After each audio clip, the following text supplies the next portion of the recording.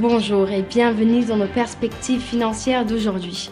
Rejoignez-nous aujourd'hui pour notre analyse du monde financier, des derniers événements et des dernières informations sur les marchés. Thomas va nous aider aujourd'hui, depuis la salle des marchés. L'adoption des ETF Bitcoin a été ralentie par les procédures de diligence raisonnable des grandes plateformes de négociation.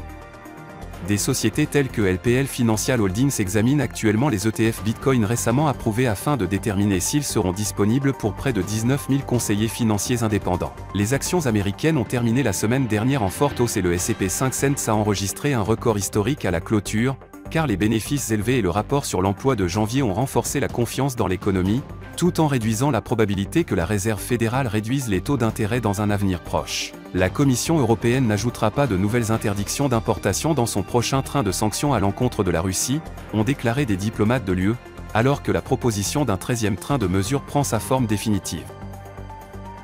La dernière session a vu l'action Amazon augmenter de 1,5%. L'indicateur CCI indique un marché suracheté. Le cours de euro-dollar est resté largement inchangé lors de la dernière session. Le signal haussier de l'indicateur stochastique est conforme à l'analyse technique globale. Le cours de livre sterling-dollar est resté largement inchangé lors de la dernière session. L'indicateur stochastique indique un mouvement haussier. La paire dollar-australien-dollar s'est échangée latéralement lors de la dernière session. L'indicateur ROC donne un signal baissier, ce qui va à l'encontre de notre analyse technique globale.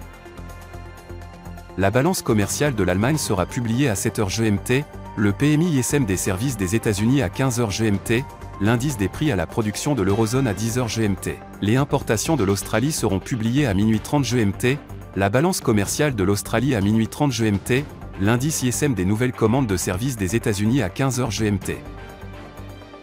Nous espérons que vous avez apprécié nos perspectives du marché d'aujourd'hui.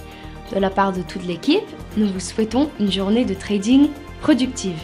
N'oubliez pas de vous connecter demain matin pour tous les événements et les dernières nouvelles sur les marchés financiers.